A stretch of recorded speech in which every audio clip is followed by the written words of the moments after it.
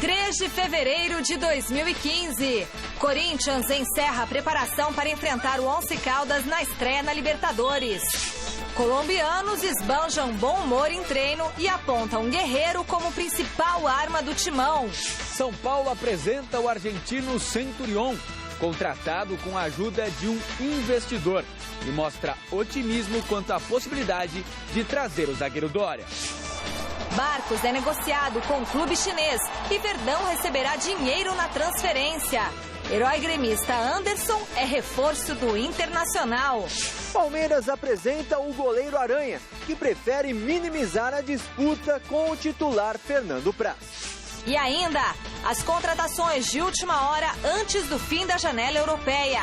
E a preparação da seleção brasileira sub-20 para o jogo decisivo com o Peru pelo Sul-Americano.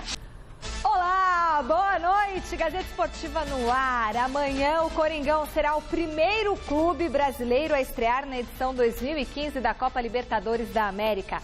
O adversário na primeira fase será o Once Caldas da Colômbia, que já foi carrasco de clubes paulistas na competição em outros anos. O primeiro jogo acontece na Arena do Timão, em Itaquera, nesta quarta-feira. Por isso, vamos direto para o CT Joaquim Grava, de onde nos fala o repórter Alexandre Silvestre, que acompanha o último trabalho do Corinthians antes da partida. Boa noite, Silvestre. O Timão vai com força máxima para esse jogo contra o Once Caldas? Força máxima disponível, Michele. Boa noite para todo mundo ligadinho no Gazeta Esportiva. Vento aqui na Zona Leste, vento que traz chuva, e o Corinthians promete fazer chover amanhã em Itaquera, naquela que é a primeira batalha para valer do ano da temporada, valendo a vaga na fase de grupos da Libertadores da América. O técnico Tite posicionou os titulares agora há pouco num dos campos lá no fundinho do CT Joaquim Grava. O time é aquele mesmo que iniciou o Campeonato Paulista vencendo o Marília também em Itaquera. Lembrando que o Edu Dracena está inscrito, deve começar no banco de reservas. O Lodeiro está fora da pré-Libertadores, negocia com o Boca Juniors a transferência que por enquanto não aconteceu. O Lodeiro segue treinando por aqui, está fora da lista da pré-Libertadores. No lugar do Lodeiro, Tite escolheu o Romero. A escalação provável do Corinthians, definida pelo técnico Tite, que daqui a pouquinho concede entrevista coletiva e que vocês irão acompanhar pelo menos um trechinho dentro de instantes nessa edição do Gazeta Esportiva. Com o Cássio no gol, Fagner, Felipe, Gil e Fábio Santos, Ralf, Elias, o Renato e o Jadson, na frente Emerson e Guerreiro. Lembrando, 3 remanescentes da trágica eliminação para o Tolima em 2011 continuam por aqui. Na verdade, 4, contando com o técnico Adenor Leonardo Bach, o Tite. Casos do Ralf, do Fábio Santos e também do Danilo, que hoje é reserva. Mas também não custa a gente reforçar que esses personagens deram a volta por cima e no ano seguinte, em 2012, levantaram a Taça Libertadores da América. O auxiliar técnico do Tite, o Mauro Van Basten, esteve nos últimos dias na Colômbia, acompanhando de pertinho lá no estádio Palo Grande a movimentação da pré-temporada do Once Caldas, um time que já estreou perdendo no Campeonato Colombiano para o Medellín por 2-0. E segundo o Mauro Van Basten, que voltou ontem da Colômbia pela manhã, o time joga no esquema 4-2-3-1, tem uma defesa sólida que evita rifar a bola, evita dar chutões para frente, um meio de campo à la colombiano, né, com um toque de bola, aquele toque curto, bons passes, e um centroavante de ofício, um cara enfiado na área, pronto para colocar a bola na rede. Daqui a pouquinho tem a entrevista do Tite, lembrando que o Corinthians precisa da vitória, seria ideal vencer o jogo sem levar gols em casa, para depois administrar uma boa vantagem no jogo da outra semana, da próxima quarta-feira, em Manizales. Até já! Valeu, Alexandre Silvestre. Daqui a pouquinho a gente volta com você. E parece que o clima lá no Corinthians, meninos, boa noite, Celso, boa noite, Chico Lang, parece que tá um clima legal, porque o Tite tá bem confiante, pediu pra torcida falar muito, gritar muito, vibrar muito, o Guerreiro também, eles gravaram um vídeo super descontraídos. O que vocês acham nisso? Você tá tranquilo? Depois o Chico Lang responde se tá tranquilo. Boa noite, Celso. Boa noite, Michele, boa noite, Chico. Grande noite para você que acompanha o Gazeta Esportiva. Bom, o Corinthians tem razões de sobra para estar motivado para essa partida contra o Once Caldas. Primeiro, porque o Tite teve um tempo maior de trabalho. Pré-temporada. Perdeu o primeiro jogo para o Colônia, mas depois ganhou do Bayer Leverkusen, que, convenhamos, é um adversário difícil de ser batido. Ganhou depois do Corinthians Casuals, um amistoso de festa, e ganhou do Marília no Campeonato Paulista, sobrando. Teve alguns problemas de marcação, que isso são acertos se você faz durante toda a temporada, mas o time funcionou muito bem do meio para frente, principalmente considerando o número de finalizações e o placar construído. Alguém pode falar assim, mas é o Marília, tal. Enfim, de qualquer forma, o Corinthians se apresentou muito bem. Então o Corinthians precisava disso. E o Tite percebe que, apesar da confiança, da autoconfiança, ele precisa também do apoio da torcida. Se a torcida não jogar junto, ele pediu isso. Fica muito complicado, porque é início de temporada, um adversário difícil que deve vir jogar aqui de maneira muito fechada, com 2 linhas de 4 muito bem definidas, sem dar espaço, especulando um empate para decidir lá na Colômbia. E se o torcedor não entender a dificuldade da partida, muitos falam assim, o torcedor tem que ir a campo simplesmente torcer. Não, não é só isso. Ele precisa compreender o que precisa ser feito para que o time possa ganhar. E, neste caso, é apoiar o tempo todo incondicionalmente. Até porque eles vão marcar muito guerreiro, né? Se não, eles não só guerreiro, o time inteiro. E se as coisas não acontecem logo de cara, um gol logo no começo, se a retranca for muito forte e não houver o apoio da torcida, muito provavelmente você vai ver os jogadores desanimados. Ansiosos mesmo, sabe? Fica aquela sede de acertar e quando você está ansioso, a chance de dar errado é muito grande. Então, o Tite tem uma experiência, foi campeão da Libertadores com o Corinthians, foi campeão do mundo e a torcida o respeita. Né? Poucas vezes você vê um técnico, quando tem o nome anunciado no alto-falante do estádio, ter o nome gritado como se fosse um ídolo do time. Com muito e amor. O Tite é assim, é querido pela torcida do Corinthians. Então acredito nessa harmonia e no sucesso corintiano na partida de quarta-feira. Mas que, repito, Chico, vai ser muito, mas muito difícil. Bom, boa noite, Celso, boa noite, Michel, está todo mundo. Eu não acho que vai ser difícil, não. Acho que o Corinthians ganha com uma tremenda facilidade. Deve meter uma goleada no 11 Caldas. Esse time do 11 Caldas é um time que complicou a vida de alguns times brasileiros, mas não é nem sombra do que foi naquelas épocas, né?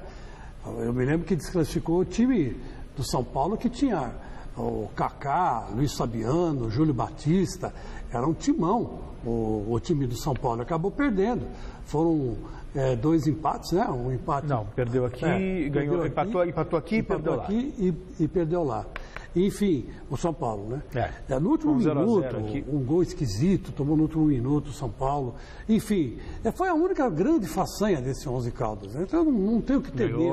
Ganhou na final do Boca. Ganhou na final do Boca, mas ganhar do Boca hoje também não tem graça nenhuma. Depois que o Corinthians afundou o Boca, o Corinthians que desencadeou o fracasso do Boca foi o Corinthians. O Corinthians passou por cima do Boca Júnior como um trator passa em cima de um pedacinho de grama. Formigueiro. De um formigueirozinho. O Boca voltou a ser um timeco da América do Sul. E mesmo assim, o Corinthians foi roubado aqui no Pacaembu, só para recordar o senhor que torce pro Boca, foi roubado aqui no Pacaembu por aquele canalha daquele Amarília, que nunca mais apareceu aqui, nunca mais apareceu no Brasil. Que o dia que aparecer no Brasil, ele acho que vai desaparecer. Vai aparecer e desaparecer. E ninguém vai encontrar mais ele. É aquela mágica, né? Que às vezes acontece, né? Com canalhas que nem ele, que roubou o Corinthians descaradamente naquela Libertadores, que era o bicampeonato do Corinthians. Né? Só para lembrar, foram 3 gols anulados, né? 2 pênaltis não marcados. Enfim, é o fim da picada. Mas o Corinthians tem tudo para ganhar do 11 Caldas, tem tudo para golear o 11 Caldas. Esse 11 Caldas não é de nada. Essa que é a grande verdade. Muito bem. O 11 Caldas desembarcou ontem pela manhã em São Paulo e realizou o primeiro treino em solo brasileiro na Academia de Futebol, o CT do Palmeiras, lá na Barra Funda. E nas entrevistas, os colombianos mostraram conhecer bem o principal craque do Corinthians e eles não titubearam ao responder qual equipe é a favorita para o jogo de amanhã. Veja na reportagem de Adriano Dolfi. Treino, reunião e conversa no campo do arquirrival do Timão. Assim foi o primeiro dia de trabalho do 11 Caldas em solo brasileiro, visando o duelo de quarta-feira com o Corinthians. E nas entrevistas, todos foram unânimes ao citar o grande nome do time rival. Bueno, indudablemente que el referente, que es el peruano, en la parte de adelante se ha convertido en un jugador de mucho peligro, tiene buena técnica, tiene cabezazo. Más que todo un Pablo Guerrero, que sabemos que un fenómeno, un monstruo, como se dice, un crack. No hemos enfrentado mucho a Paolo, pero sabemos lo referente que es para Corinthians y lo goleador. Time que tem histórico de complicar equipes paulistas no torneio, como o Santos e o São Paulo. Daquela época, quem diria, restou o folclórico goleiro Henao, que chegou a jogar na Vila Belmiro. Num passado menos distante, uma recordação ruim para o corintiano. O lateral Marlon Piedrahita esteve no Tolima em 2011 e no confronto que eliminou o Timão da Libertadores daquele ano. Os colombianos estrearam com derrota na temporada. 2-0 jogando em casa, derrota para o Independiente de Medellín. 10 reforços foram contratados e o time vem sem 3 jogadores que estão no departamento médico. Jogando na Arena Corinthians, todo o favoritismo é colocado para o rival. Lógicamente, Corinthians es el equipo favorito, ¿no? No cabe duda que es un equipo grande del fútbol brasileño, que tiene su historia. Es un equipo grande, es un equipo que ha jugado varias veces la Libertadores. Então todo mundo lo tendrá como favorito. Os colombianos esbanjaram simpatia. O atacante Arango, fã da salsa, até arriscou uns passos de samba. Se for às redes, quem sabe ele deixa no ar que esta possa ser a comemoração de um gol.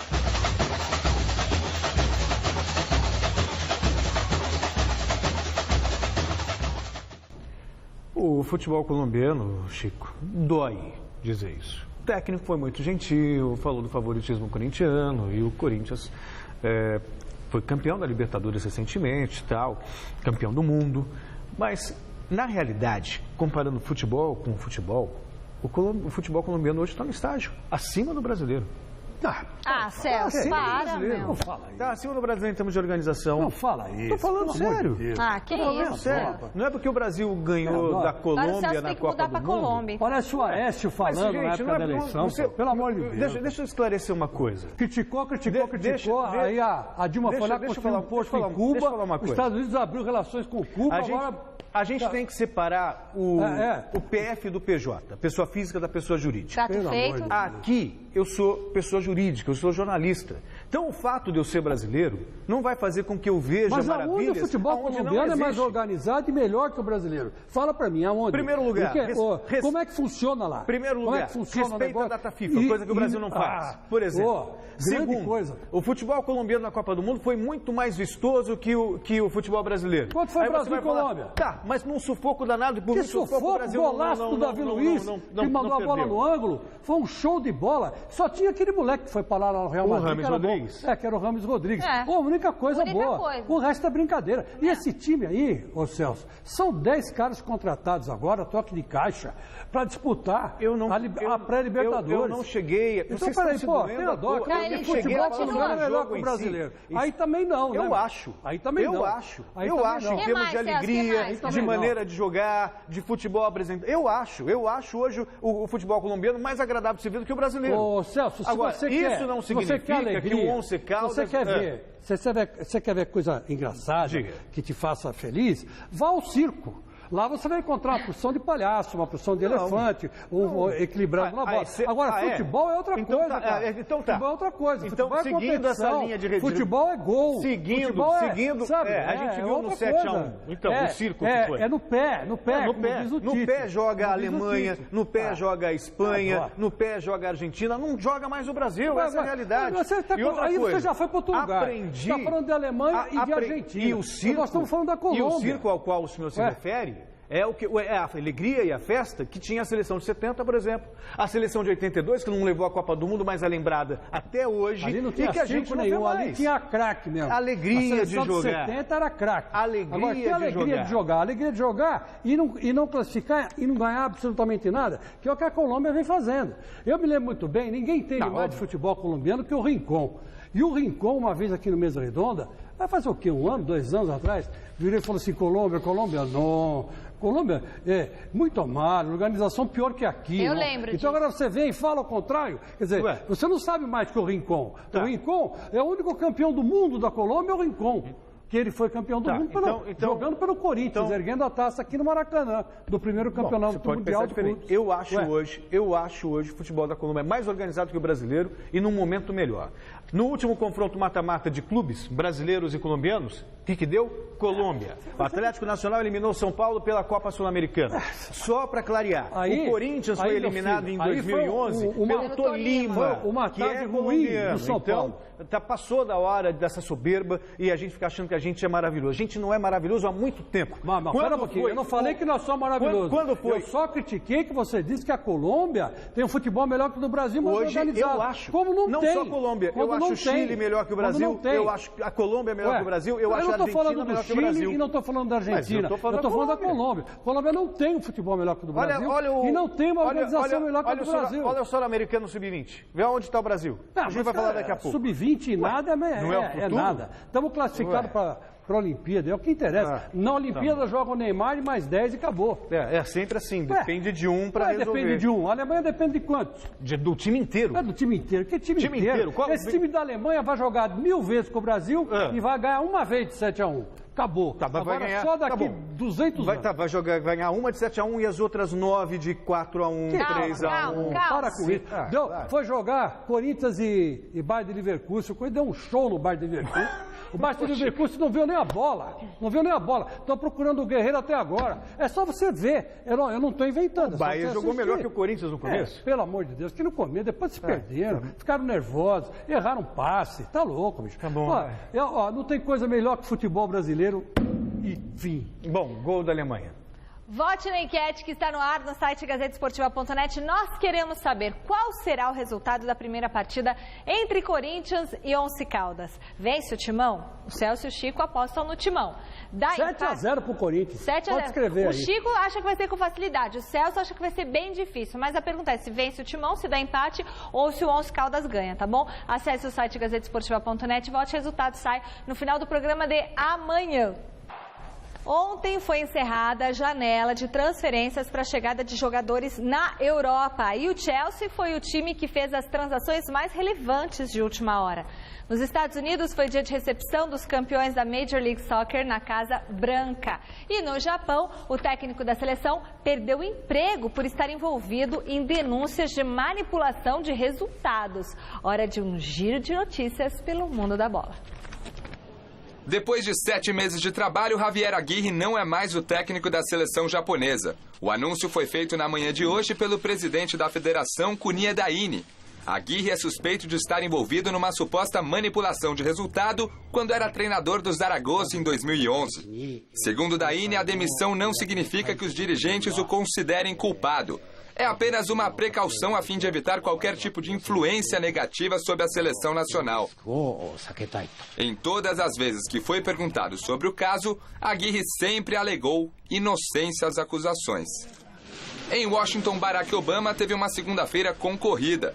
Ele recebeu na Casa Branca as equipes campeãs da Liga Nacional de Hóquei, o Los Angeles Kings, e da MLS, o Los Angeles Galaxy. O presidente brincou dizendo que estava tendo um déjà vu pelo fato de ter recepcionado estes mesmos times há 2 anos. Sempre muito simpático, Obama fez questão de parabenizar o lateral esquerdo do Galaxy, Robbie Rogers, que recentemente assumiu a homossexualidade. Ele disse que a atitude do jogador tem inspirado muitas pessoas a perderem o medo e fazer o mesmo. Obama terminou dizendo que, como americano, estava orgulhoso da coragem do jogador. Depois de 2 temporadas pelo Chelsea, o atacante Andrea Schürrle acertou a ida para o Wolfsburg, atual vice-líder do campeonato alemão. A negociação estava quase fechada na semana passada, mas acabou sendo confirmada apenas no último dia da janela de transferências. Diferentemente de outros jogadores que passaram pelos Blues, Schürrle não decepcionou quando foi chamado. Mas devido à grande concorrência no ataque, ele teve pouco espaço com José Mourinho. Se um alemão está saindo, um colombiano está chegando ao Chelsea. Juan Cuadrado é o novo reforço do time inglês. Os valores não foram divulgados. O meio atacante que jogava pela Fiorentina assinou um contrato de 4 anos e meio com os Blues. Mais uma dor de cabeça para José Mourinho, que tem uma seleção de craques do meio para frente. Cabe ao colombiano repetir as boas atuações do ex-clube para não cair no esquecimento, como aconteceu com o alemão Schürrle.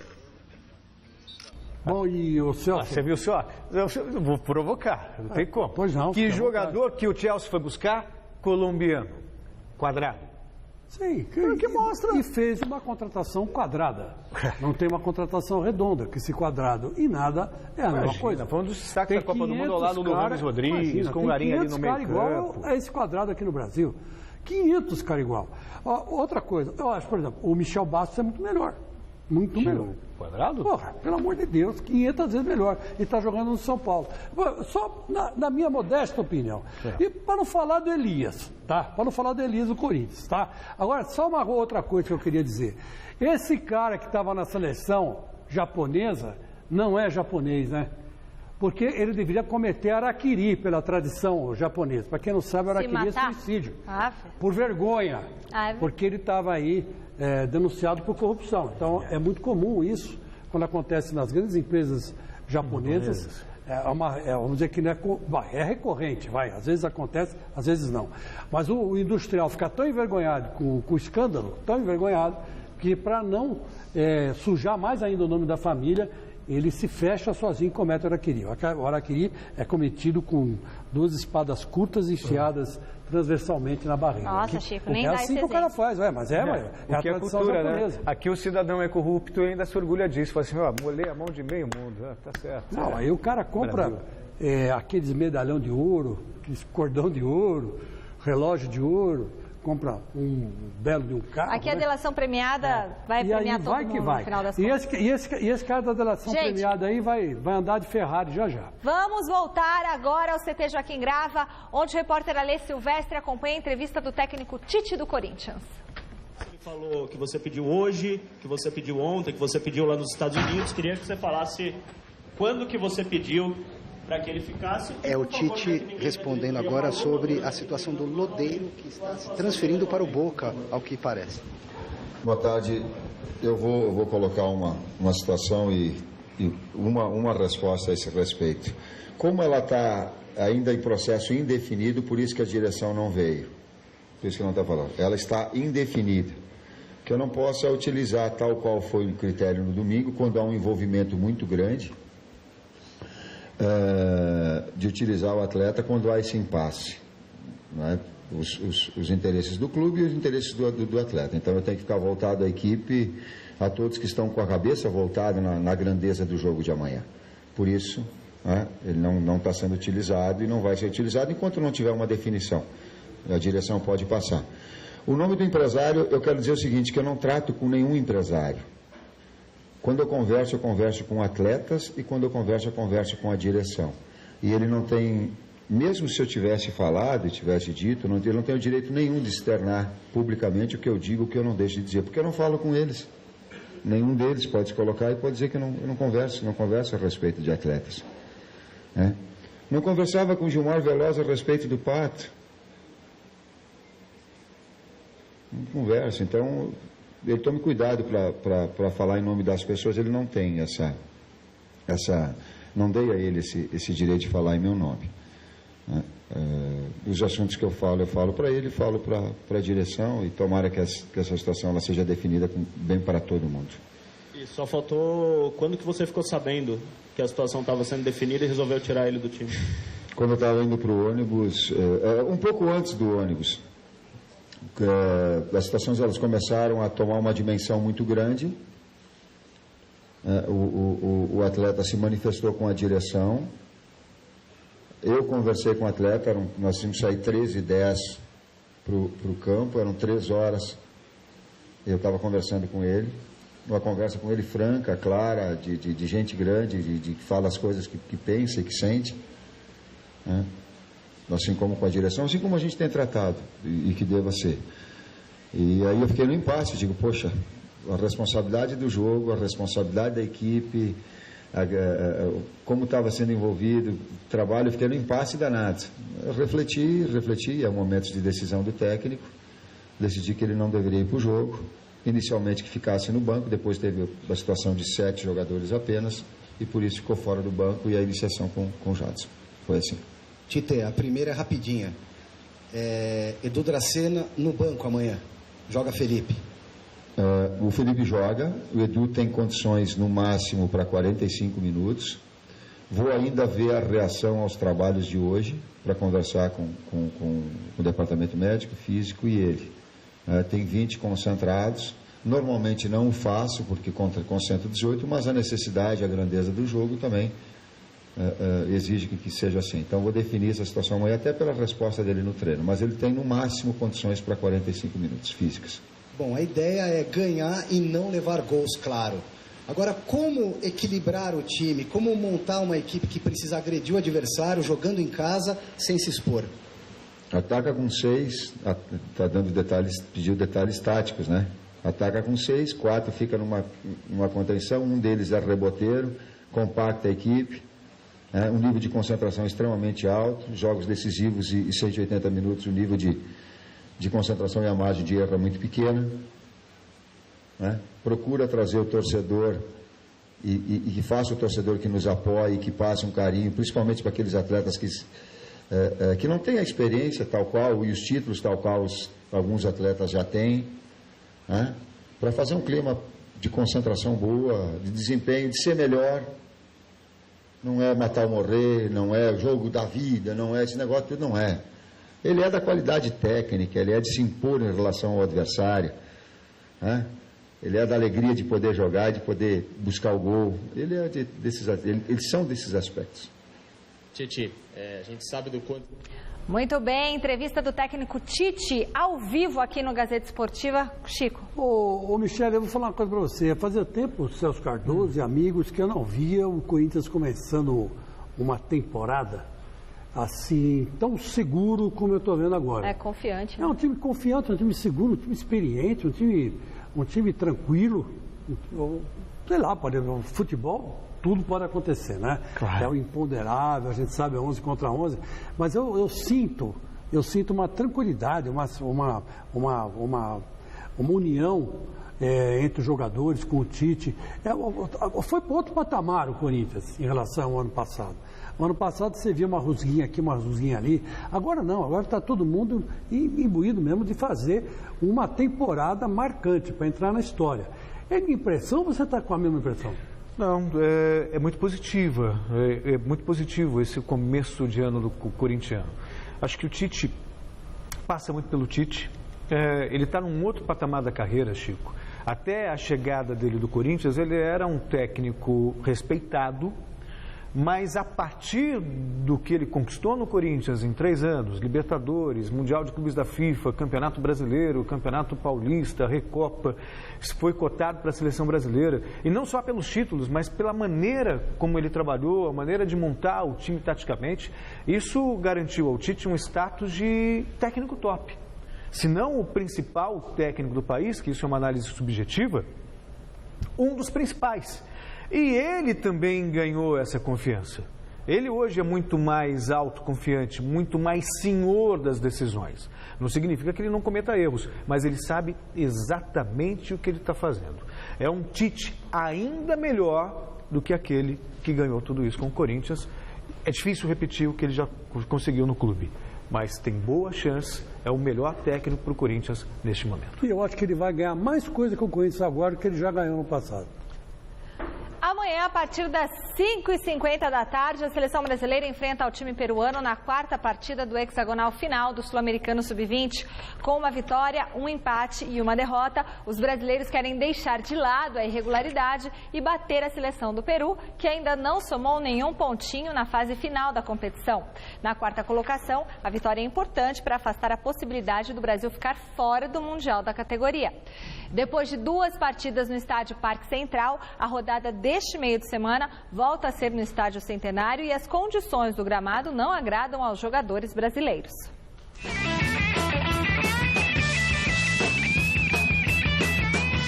Eu acho que é um gramado mais pesado, campo muito grande. Eu acho que não muda muita coisa, porque da mesma forma que vai ficar pesado pra gente, vai ficar pesado pro adversário. Então, a gente tem que focar bastante na recuperação e a gente sabe que vai ser um jogo muito cansativo. O campo deixa o jogo cansativo. Eu acho mais pesado e é também mais irregular, né? Então, pelo estilo de jogo do Brasil, atrapalha um pouco. Do meio campo para frente, que a gente gosta de tocar mais a bola, fazer lance bonito, isso atrapalha bastante, porque é bem irregular. Diferente do outro campo que a gente estava jogando. Então, tem que estar mais concentrado também e mais focado na partida, o que quer fazer para não atrapalhar.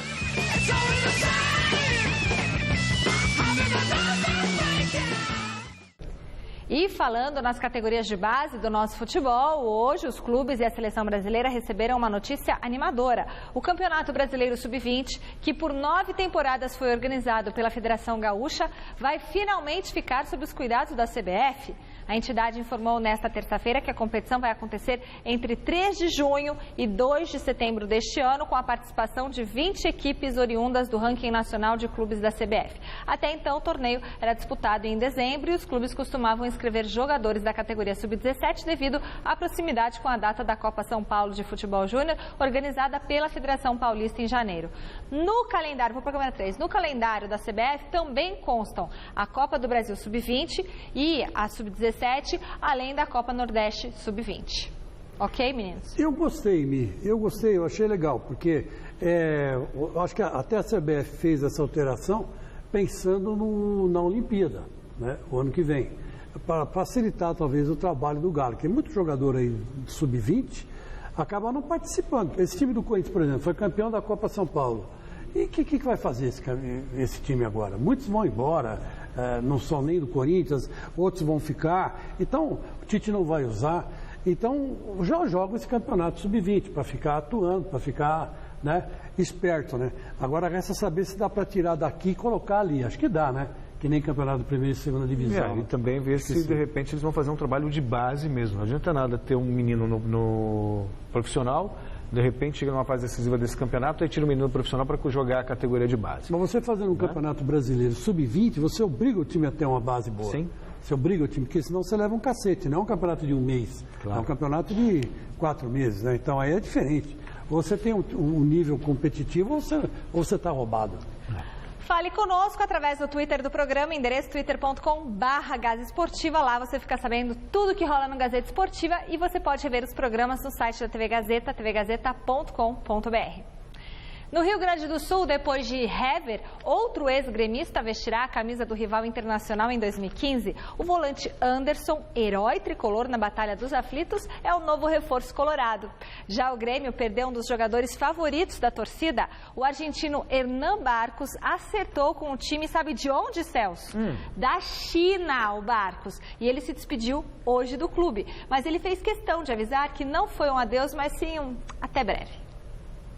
O Internacional usou a página oficial do clube para anunciar a contratação do meio de campo Anderson. Nos últimos 7 anos, o atleta esteve no Manchester United da Inglaterra, onde chegou a disputar quase 200 partidas. A contratação é polêmica, já que o jogador começou a carreira no rival Grêmio aos 16 anos. Vestindo a camisa do tricolor gaúcho, ele foi protagonista na partida conhecida como Batalha dos Aflitos, jogo que garantiu a classificação gremista para a Série A em 2005. Anderson está sendo apresentado aos torcedores nesse momento na sala de conferências do estádio Beira-Rio. Uns chegam, outros saem. Quem está de partida do Rio Grande do Sul é o atacante Barcos. O Pirata concedeu um depoimento emocionado hoje na Arena e confirmou a negociação com Changchun Yatai da China. He dado coletivas difíceis, num momento ruim, bom, mas tão difícil como essa, acho que nunca di. Sei que o presidente queria que fique, sei que o Rui, de coração, como muitos torcedores querem que eu fique, mas eu entendi o mensagem do presidente, da situação atual do clube, da necessidade desse dinheiro que pode entrar da minha saída e, obviamente, no recorte e as coisas que está fazendo o clube, eu fazia grande parte disso. E não sei o que mais dizer. Eu acho que só agradecer. E como falei antes, eu acho que até logo para o Grêmio, né? Alguém pode até questionar a sinceridade do Barcos, né? Tipo, vai para a China, vai ganhar muito dinheiro, mas absurdamente muito dinheiro. Aliás, todos os jogadores brasileiros, não só brasileiros, o Conca foi para lá também, são cifras extraordinárias, quer dizer, é muito dinheiro circulando. Então é assim, o cara vai ganhar um baita dinheiro e está triste. Óbvio, existe uma relação sentimental. Por mais que seja profissional, existe um contrato de trabalho e uma relação profissional, é natural quando há uma adaptação ao clube, e o Barcos estava muito bem adaptado ao Grêmio, quando há um rompimento desse contrato, há sempre uma certa melancolia, um certo saudosismo precoce. Acho que é compreensível, sim, mas também não vai demorar muito, não, porque o dinheiro que vai entrar na conta do Barcos dá para ele fazer a vida, olha, por um bom tempo. E eu vou falar uma coisa até pensar em parar de trabalhar. Esse Barcos é um cara de pau. É um cara de pau. Só faltou chorar nessa entrevista. Né? E eu me lembro muito bem, e o palmeirense vai lembrar também, que quando ele saiu do Palmeiras para ir para o Grêmio, ele disse assim, eu vou porque lá no Grêmio eu vou disputar a Libertadores da América. E se eu não disputar a Libertadores da América, eu não serei convocado para a seleção argentina. Eu me lembro muito bem que ele falou isso. E o Palmeiras caindo para a segunda divisão. E precisando do Barcos e muito. Então ele recusou jogar a segunda divisão pelo Palmeiras para ir para o Grêmio e disputar a Libertadores. Resultado, o Grêmio caiu na Libertadores, ele não foi chamado para a seleção argentina e a Argentina perdeu a Copa. Talvez que com ele tivesse lá, não perdesse, que os caras, aquele genro do Maradona perdeu um gol, pelo amor de Deus, né? Então, quem? O Agüero. Né? O Agüero perdeu um gol que nem eu perdia. Então agora, eu estou triste por deixar o Grêmio. Vai ser cara de pau assim no raio que o parta. Você vai estar feliz, você vai estar contente e não vai nem lembrar que jogou no Grêmio. Vai comer escorpião, essa que é a grande verdade. Vai comer... 12 milhões de dólares em um ano. Para com isso, cara. É que nem o Conca. Vai chorar né? É que nem o Pepe falava que estava em depressão na Arábia. Ele entrava em depressão com o soldado brasileiro, ele ia para o banheiro, abria a mala cheia de dólar, ficava cheirando os dólares e a depressão passava. É isso que eles vão fazer. Esse é um tratamento eficaz. Esse é um tratamento maravilhoso, é o melhor que tem para quem gosta de dólares. Só falta a mala, a gente já tem. Só falta, a mala já tem, só falta os dólares. A mala já tem você, uma mala. Não, brincando, linda. Isso é amor. Eu troco o Celso por um centavo, se quiserem, pode levar. Você troca? De dólar. Troca o Celso por uma caixinha de fósforo? Sim! Aí eu falo, Cristiano, não! No Vasco, a terça-feira ficou marcada por uma notícia triste. Após prender o pé no gramado, olha a situação do gramado. O volante Jean Patrick caiu sentindo muita dor e ele está com suspeita de fratura. O atleta chegou esse ano ao Clube da Cruz de Malta depois de se destacar no Luverdense e ele estava jogando improvisado na lateral direita. Depois da vitória na primeira rodada, o Vasco volta a campo na quinta-feira em São Januário contra o Madureira. Já os rivais Flamengo e Botafogo entram em campo na quarta. Veja como eles se prepararam.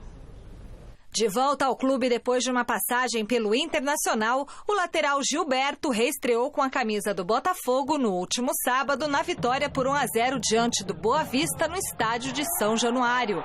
O atleta fez uma autoavaliação da performance dele em campo. Fiz um primeiro tempo não muito bom, o René conversou com a gente, deu uma sacudida no time, eu principalmente achei que errei muitos cruzamentos, vou procurar focar nisso, mas no segundo tempo eu cresci, já peguei mais confiança e fiz o meu jogo, o jogo que eu gosto de fazer, de ir para cima e não deixar espaço na defesa. O Clube da Estrela Solitária joga amanhã na segunda rodada do Campeonato Carioca contra o Volta Redonda, na Cidade do Aço. E no domingo encara o Bom Sucesso na reabertura do estádio Engenhão, contando com o apoio dos torcedores. Importante sempre esse apoio da torcida que mostrou lá em São Januário que está com o time, acredita muito na gente. Esse jogo de quarta a gente vai procurar se preparar bastante. No Flamengo, a confusão de sábado em Macaé, quando torcedores do rubro-negro invadiram o vestiário do time adversário e agrediram o goleiro Ricardo Berna, ainda repercute.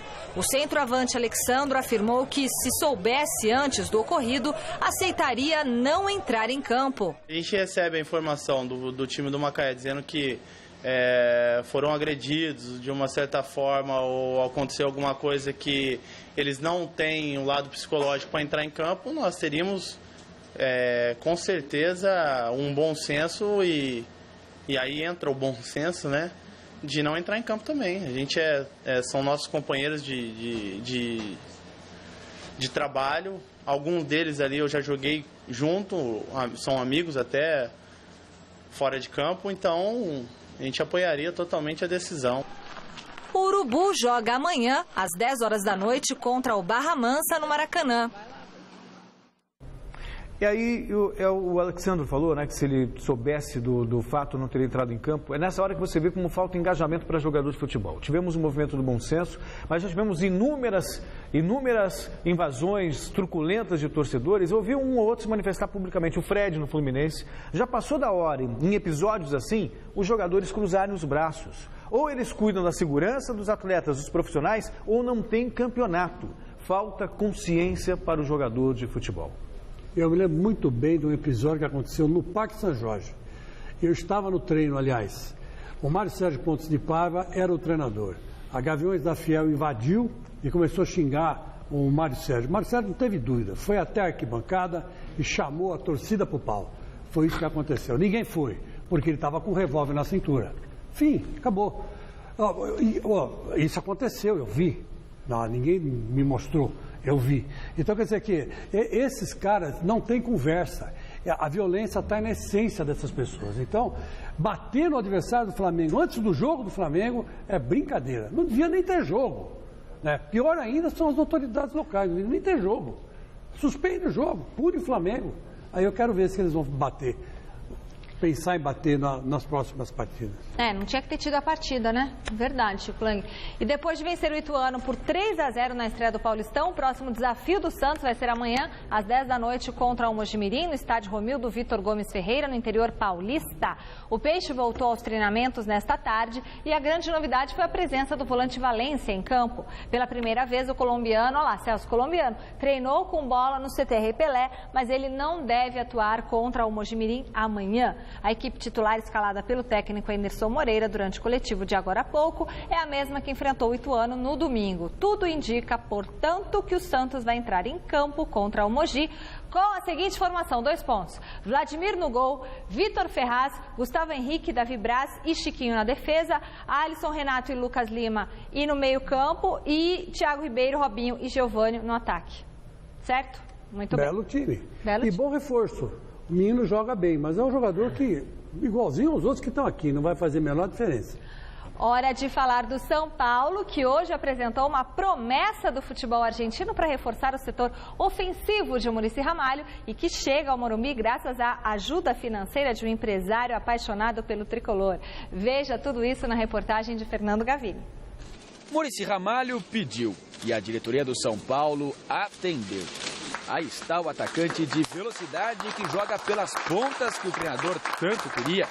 Ricardo Adrian Centurion, 22 anos, contratado do Racing da Argentina por 4 milhões e 200 mil euros, quase 13 milhões de reais, por 70% dos direitos do jogador, que só chegou ao clube graças à ajuda de Vinícius Pinotti, empresário são paulino, que tirou do bolso o dinheiro para que o tricolor pudesse fechar o negócio. O Vinícius é um apaixonado pelo São Paulo desde pequeno, torcedor, foi nos apresentado há algum tempo atrás, manifestou o desejo de ajudar o São Paulo e, podendo viabilizar recursos financeiros, ele disponibilizou os recursos ao São Paulo, que o São Paulo devolverá a ele num prazo longo. O objetivo meu e do grupo que espero que chegue mais pessoas para ajudar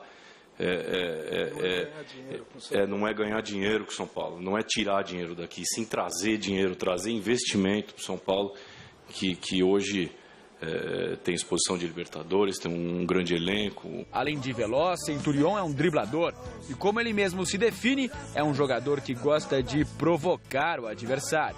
La verdad que sí, soy un jugador provocativo dentro de la cancha en el tema de mi juego, ¿no? Mi característica. Os números de Centurion, no entanto, não chamam tanta atenção. Apesar de talentoso, o atacante participou pouco dos gols do Racing na última temporada. Em 24 partidas, marcou apenas 3 gols e deu uma assistência. postura dele, de um atleta aguerrido, de um atleta lutador, de um atleta vibrante, de um atleta que recentemente deu o título ao Racing marcando o gol. Nem sempre fazer gols ou dar tantas assistências é tão importante quanto participar da competição. Então, é nesse aspecto que eu vejo a importância dele. É um jogador grande e promissor e que poderá, a curto prazo, integrar a seleção argentina pelas informações que nós tivemos entre os técnicos argentinos. Então, é uma figura de proa, sim, uma figura que nós estamos trazendo, esperançoso que ele seja muito bom para o São Paulo. Para atender todos os pedidos feitos por Muricy Ramalho, falta ainda a contratação de um zagueiro canhoto. O ex-Botafogo Doria, hoje no Olympique de Marselha, é o nome preferido. O fechamento do mercado europeu no último dia 31 deixou animados os dirigentes são paulinos quanto à possibilidade do negócio sair. Não temos resposta definitiva, dizem que tem outros interessados, mas nossa proposta está lá e nós estamos lutando para ver se conseguimos trazer o Doria. É só isso que nós temos do Doria. Independente de contratar ou não o zagueiro Doria, a diretoria do São Paulo acredita ter montado um elenco capaz de conquistar títulos em 2015. A missão de Muricy Ramalho será transformar aquilo que é muito bom no papel em realidade. O principal desafio será acomodar tantos jogadores de qualidade em um time em que ele só pode escalar 11 por vez. O que o Muricy vai ter que fazer? Vai ter que administrar muito bem o ataque, muito bem a defesa, muito bem o meio de campo. Administrar no banco, que a pior coisa que existe é jogador descontente. Eu tenho certeza que o Muricy vai saber, com a sabedoria dele, com os conhecimentos dele, por ser um ex-futebolista, ele vai saber equilibrar o banco. Se equilibrar o banco, nós vamos ter todo o sucesso em todos os campeonatos que nós disputarmos esse ano. Chico, diga, às vezes eu fico meio indignado com algumas coisas. Não, diga você que está indignado. Não, às vezes eu vejo uma soberba de algumas das pessoas que dirigem futebol, até parece que elas são expert em futebol, melhor que o técnico tenha uma vida longa no futebol, que jogador e tudo mais. Obviamente, se o Muricy foi contratado para ser o gestor desse jogador, ele sabe muito bem o que ele vai fazer. Então, eu acho estranho o dirigente, tudo bem que estava respondendo uma pergunta a um repórter, mas ficar falando que o Muricy vai ter que fazer. Quer dizer, o Muricy sabe muito bem o que fazer. Então, eu acho muito mais... Eu acho que ele é uma soberba, de uma arrogância muito grande. Então, eu falo, o Muricy sabe o que ele vai fazer, por isso ele foi contratado, ponto. E outra coisa, empresário, torcedor contratar jogador também, eu acho o fim da picada. Outra coisa, em primeiro lugar, você tem razão, o gato subiu no telhado para o Muricy, está começando a subir, e isso aí é proibido, a FIFA proibiu esse negócio. Agora o time tem que ser 100% do clube. Como é que fica esse tal... Como é o nome do cara? Vinícius Vilhões, uma coisa assim. Você tem um nome desafiador, mas veio irregular para o São Paulo. Do outro lado do muro, na academia de futebol, a terça-feira também foi de apresentação de reforço. O goleiro Aranha vestiu pela primeira vez a camisa do Palmeiras e falou sobre a briga pela titularidade e o reencontro com ex-colegas de Santos. Reportagem de Adriano Dolfi. Ele chegou há 2 dias e não está tendo moleza. O goleiro Aranha corre pelo gramado em busca do tempo perdido na pré-temporada, graças ao litígio com o ex-clube. E foi esse o tema de boa parte da entrevista coletiva. E eu entendia pela circunstância toda, por tudo que estava acontecendo naquele momento, que era o momento de sair. Eu não teria como mais voltar a jogar, né? Depois de tudo que aconteceu, da maneira que aconteceu, eu não saí do Santos porque o salário estava atrasado. Esse foi um dos motivos, né? Eu fui, tomei a minha decisão, tudo dentro da lei, né? Porque muita gente agora, porque é mercenário, porque pensa no dia. Não, eu tenho que pensar na minha família. Até porque eu posso pegar as minhas medalhas quando chega a conta de luz, de água, quando chega os compromissos, você pendura ela no pescoço e aí? Você está entendendo? No final da história, o que vai valer é o que você construiu, o que você comprou, o que você tem. E a gente tem muito exemplo no futebol de pessoas que foram geniais, goleiros que foram infinitas vezes melhores do que eu e hoje passam dificuldade. No Palmeiras, vida nova, mas um reencontro com velhos conhecidos como o técnico Oswaldo de Oliveira e o volante Arouca. O contrato, porém, terá a duração de apenas 1 ano. Prefiro 6 meses, 3 meses de contrato aqui no Palmeiras do que 5 anos de contrato no Pouso Alegre Futebol Clube hoje.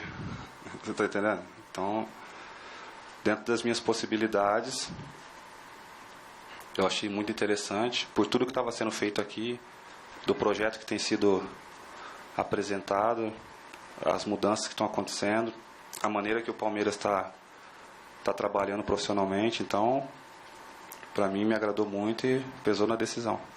Aranha terá ainda que brigar pela posição de titular no clube, que pertence no momento a Fernando Praz. No final de semana, após a partida contra o Audax, Praz demonstrou irritação com as perguntas sobre a chegada do novo reforço. Aranha preferiu minimizar a disputa e colocou tudo nas mãos do técnico Oswaldo de Oliveira. Eu não vejo uma disputa particular com o Praz, e sim com todos do elenco, do grupo, né?